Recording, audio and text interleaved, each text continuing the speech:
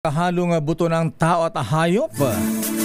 Kung ilarawan ng Philippine National Police ang mga naunang skeletal remains na nakuha mula sa Taal Lake sa gitna ng patuloy ng paghahanap sa mga nawawalang mga sabungero.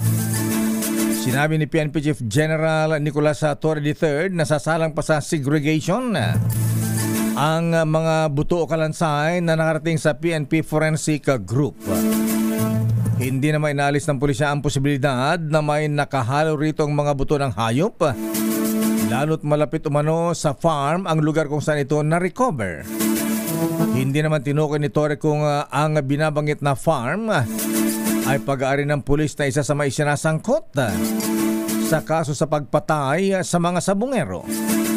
Samantala, 12 sa 34 na missing sabungero ang nakapagbigay na ng DNA profile na nawawalang nawawala para gamitin sa cross matching sa mga nakuhang buto para malaman kung ito nga ang mga nawawalang sabungero.